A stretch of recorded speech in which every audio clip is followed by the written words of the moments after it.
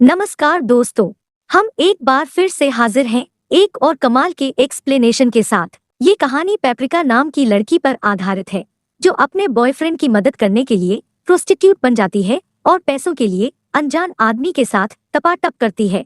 फिर मूवी में आगे क्या क्या होता है ये हम इस एक्सप्लेनेशन वीडियो में जानेंगे। मूवी के शुरू में हम मीमो नाम की लड़की को देखते हैं। मीमो आज जल्दी तैयार होकर अपने बॉयफ्रेंड से मिलने जा रही थी जिसका नाम नीनो था और वो दोनों कुछ डिस्कस कर रहे थे। इस बात पर मीमो बोलती है कि मुझे काफी डर लग रहा है।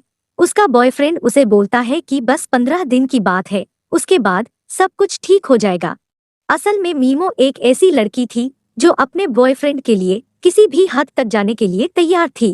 नीनो को पैसों की जरूरत थी और वो मीमो से बोलता है कि तुम्हें 15 दिन के लिए एक क्लब में काम करना होगा, सिर्फ 15 दिन, और उसके बाद हम दोनों शादी कर लेंगे। ये बोलकर नीनो वहां से चला जाता है और मीमो सब कुछ करने के लिए तैयार थी। उसके बाद वो एक ब्रोथल में जाती है जहां वो ब्रोथल की मालकिन कॉलेट से मिलती है। कॉलेट उसे ऊपर से लेकर नीचे तक देखती है और बोलती है कि जितना तुम्हारे बारे में बताया गया था तुम उससे भी बहुत ज्यादा सुंदर हो। मीमो उसे बोलती है कि मुझे ब्रोथल के बारे में ज्यादा कुछ नहीं पता और वो थोड़ी नर्वस थी। जिन लोगों को नहीं पता कि ब्रोथल क्या होता है उनको मैं बताना चाहूंगी कि ब्रोथल एक ऐसी जगह होती है जहां वेश्याएं धंधा करती है। उसके बाद कॉलेट मीमो से बोलती है कि ब्रोथल का एक दिन का एक्सपीरियंस बाहर के 10 साल के जितना बराबर होता है और धीरे धीरे यहाँ तुम सब कुछ सीख जाओगी। उसके बाद कॉलेट उसे उसका कमरा दिखाती है और उसे बोलती कि यहाँ तुम्हें एक प्राइवेट रूम भी मिल जाएगा और तुम्हें क्लाइंट भी मिलेंगे। बदले में तुम्हें तुम्हारी कमाई का 50% मिलेगा। इसके बाद कॉलेट मीमो को वहाँ की बाकी लड़कियों से मिलवाती है। कॉलेट सबसे बोलती है कि तुम्हें अपने कस्टमर का ख्याल रखने के लिए अपनी बॉडी को मेंटेन करके रखना होगा। वहाँ की एक लड़की मीमो से पूछती है कि तुम्हारा पिम कौन है और मीमो कुछ समझ नहीं पाती। उसके बाद मीमो को डॉक्टर के पास ले जाया जाता है। डॉक्टर उनको अपने सारे कपड़े उतारने के लिए बोलता है। जब डॉक्टर मीमो का बॉडी चेकअप कर रहा था तब वो मीमो को समझाने की कोशिश करता है कि आखिर तुम ये काम क्यों कर रही हो। मीमो बोलती है कि मैं ये सब कुछ अपने बॉयफ्रेंड के लिए कर रही हूँ और 15 दिन के बाद मैं ये सब कुछ छोड़ दूंगी और उसके बाद मैं और मेरा बॉयफ्रेंड शादी करके एक अच्छी लाइफ बिताएंगे। अगले दिन कॉलेट मीमो का नया नाम रखती है और बोलती है कि आज से तुम्हें यहाँ सब पेप्रिका नाम से जानेंगे। ब्रोथल में आते ही मीमो को उसका पहला क्लाइंट मिल जाता है और कॉलेट इसे देखकर काफी खुश होती है। पेप्रिका अपने क्लाइंट के साथ टपाटप कर रही थी लेकिन वो उसे आधे में ही रोक देती है, जिस पर कॉलेट पेप्रिका पर बहुत गुस्सा करती है और वो उसे लास्ट वार्निंग देती है कि अगर तुमने दोबारा ऐसा किया तो मुझसे बुरा कोई नहीं होगा। उसके बाद से पेप्रिका काफी खुश रहने लगी थी क्योंकि ब्रोथल में जो भी क्लाइंट आता था वो पेप्रिका को ही पसंद करता था। ऐसे ही बीते 15 दिनों में पेप्रिका लगभग 40 से भी ज्यादा लोगों के साथ टपाटप कर चुकी थी। वहीं कॉलेट भी पेप्रिका से काफी खुश थी क्योंकि 15 दिन के अंदर ही उसने ब्रोथल के 4 चांद लगा दिए थे। उसकी सुंदरता को देख वहाँ की लड़कियां भी उसके साथ टपाटप करती है। ये बात पेप्रिका कॉलेट को जाकर बताती है और कॉलेट को भी इस बात में काफी इंटरेस्ट आता है और फाइनली वो भी पेप्रिका के साथ टपाटप करती है। उसके बाद पेप्रिका की दोस्ती उसके ही एक क्लाइंट फ्रैंको से हो जाती है। फ्रैंको अब अक्सर वहां आकर पेप्रिका से मिलने लगा था क्योंकि वो पेप्रिका से प्यार करने लगा था। वो पेप्रिका से बोलता है कि तुम ये काम छोड़ दो, जिस पर वो बोलती है कि जल्द ही मेरा बॉयफ्रेंड अपने बिजनेस के काम को कंप्लीट करके वापस आएगा और उसके बाद हम दोनों शादी करके एक अच्छी जिंदगी जिएंगे। वो अपने बॉयफ्रेंड को फोन करती है लेकिन वो कॉल पिक नहीं करता और इसके कारण वो काफी ज्यादा उदास हो जाती है। अपना मूड ठीक करने के लिए पेप्रिका फ्रैंको के साथ डिनर पर जाती है जहां उसे उसका बॉयफ्रेंड नीनो किसी और लड़की के साथ दिखाई देता है। पेप्रिका उससे पूछती है कि ये लड़की कौन है और तुम लंदन से वापस कब आए, जिस पर वो लड़की भी पेप्रिका से पूछती है कि तुम कौन हो।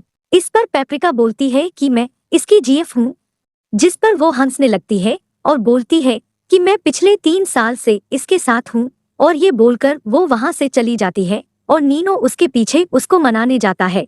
वो काफी रोती है लेकिन अब उसका फायदा फ्रैंको उठाता है। वो पेप्रिका को अपने घर ले जाता है और उसके साथ जमकर टपाटप करता है। अगले दिन पेप्रिका उसके लिए नाश्ता बनाकर लाती है। फ्रैंको उसे बोलता है कि मैं जल्द ही कैप्टन बनने वाला हूँ, तो क्या तुम मेरी वाइफ बनोगी?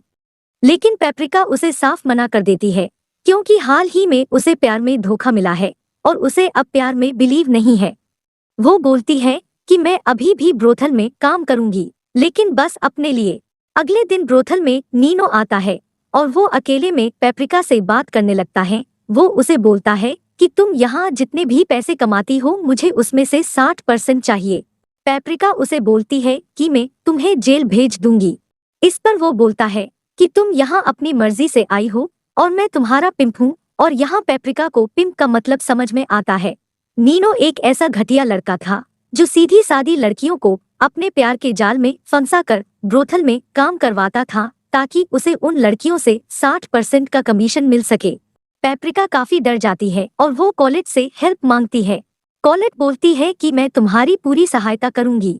अगले दिन एक दूसरी लड़की का पिंप उसे बहुत मारता है, क्योंकि उसने उसको कमीशन देने से मना कर दिया था। ये देखकर पेप्रिका काफी डर जाती है और वो डिसाइड करती है कि वो इस ब्रोथल को छोड़कर यहाँ से दूसरे शहर चली जाएगी और वहाँ पर कोई अच्छी सी जॉब करके अपनी लाइफ बिताएगी। और अगले दिन पेप्रिका यहाँ से निकल जाती है, लेकिन रास्ते में उसे उसी लड़की का पिंप दिखाई देता है जिसने उस लड़की को मारा था।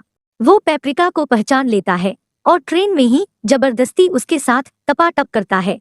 सीन चेंज होता है और पेप्रिका दूसरे शहर में आ जाती है। उसके बाद पेप्रिका बार क्लब में जॉब के लिए जाती है, लेकिन वहाँ का मालिक उसे अलग ही तरीके से ट्रीट करता है और वो पेप्रिका को रिजेक्ट कर देता है, क्योंकि उसी पिंप ने बार के मालिक को पेप्रिका को जॉब देने के लिए मना कर दिया था। कहीं ना कहीं वो पिंप पेप्रिका से अपना कमीशन बनाने की सोच रहा था। अब उसके पास कोई ऑप्शन नहीं था और वो उसी पिंप के कहने पर एक नए ब्रोथल में काम करने लगती है और उस पिंप के जाल में फंस जाती है। अब पेप्रिका एक बहुत बड़ी सिटी में थी, जिसके कारण वहाँ बहुत बड़े बड़े अमीर लोग आते थे और उसे पिछले ब्रोथल से 4 गुना ज्यादा पैसे मिलते थे।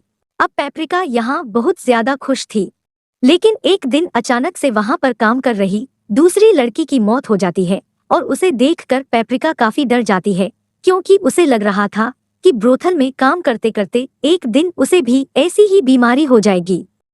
फिर एक बूढ़ा क्लाइंट उसे समझाता है कि तुम्हारे साथ ऐसा कुछ नहीं होगा।